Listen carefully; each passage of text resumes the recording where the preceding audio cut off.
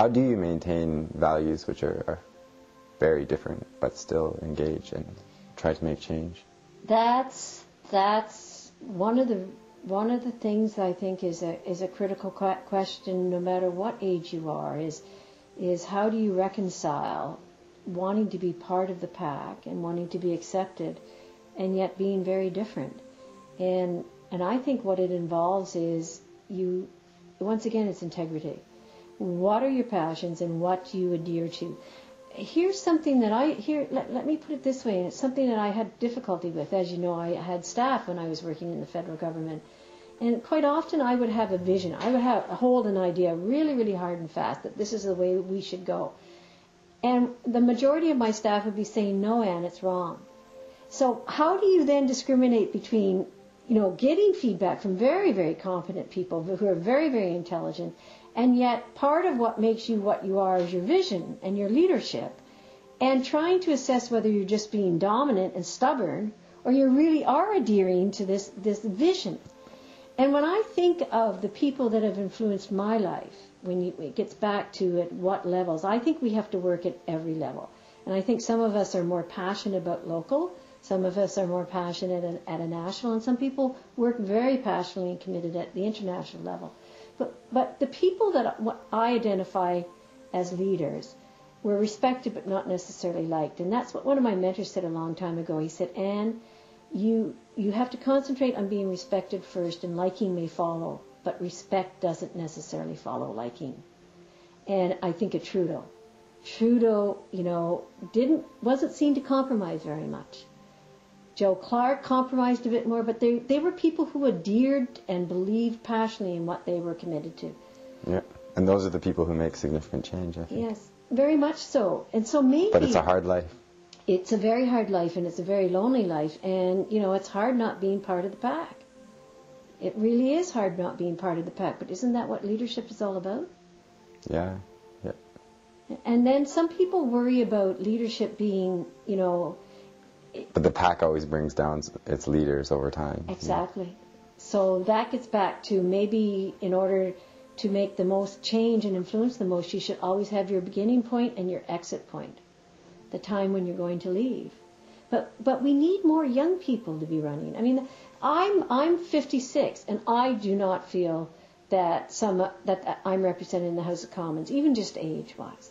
I feel there's so much more older. There's quite a few people around that age in Parliament, aren't there? There are, but I don't know, maybe I'm a younger 56 or something. So I don't feel represented in the House of Commons. So if I was younger, I would feel even less represented.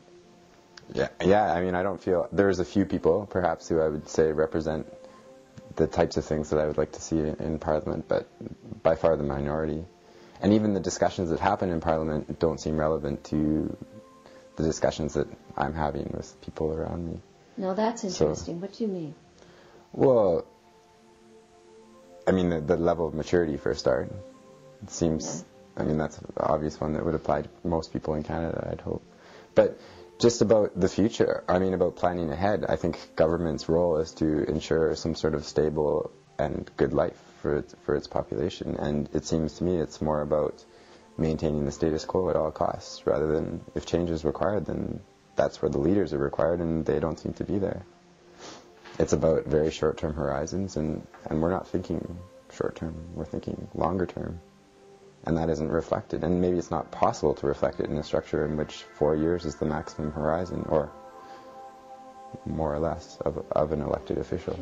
I was participating in a workshop with a minister about 2 months ago, and what the message that was given to we academics at that workshop, at that meeting, was there's no common vision in Canada of what Canada is, and without a common vision, you're not forcing we politicians to move on it. Now, so the common vision is what we need to develop. I'm beginning to wonder, but on the other hand, we were really dependent on Trudeau for the vision of the just society. And some of his words, I mean, they resonate even today. So why don't we have that? I'm trying to get a handle on... It seems that leaders appear in times of crisis again. Yes, it's the crisis, right? They emerge out of the ashes. They do. But we are heading directly into a number of crises, so I think we may be in for some interesting leadership in the short-term future.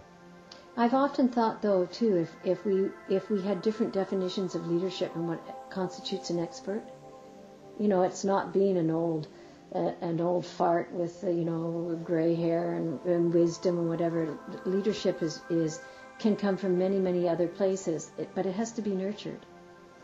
There has to be space created for it. Exactly. Yeah, and I would say even in the environmental movement, some of the leaders have been in place for so long, and are they creating space for some of the younger leaders coming forward? Well, I think also the younger leaders have a different vision of what is environmentalism, because traditionally the environmental movement has been a conservation movement focused on conservation, which ignores the whole social component, which we were talking about earlier. And now people are recognizing that we can't move, or we can't get as far as we need to without that social component. And the traditional structure of environmental organizations doesn't really allow for the incorporation of that social component. So I think a lot of the people who are working on the issues now are struggling with that and trying to find a way to create organizations that will reflect that. A lot of people that I know who are really active right now are focusing on indigenous issues because they see that as the most crucial or most fundamental issue in society now, that we're living on stolen land. And until we address that, it's a foundation level issue. We can't really go beyond it, and it's a fundamental social issue as well. How do you build a just society on an unjust foundation? Yeah, and that's lacking integrity.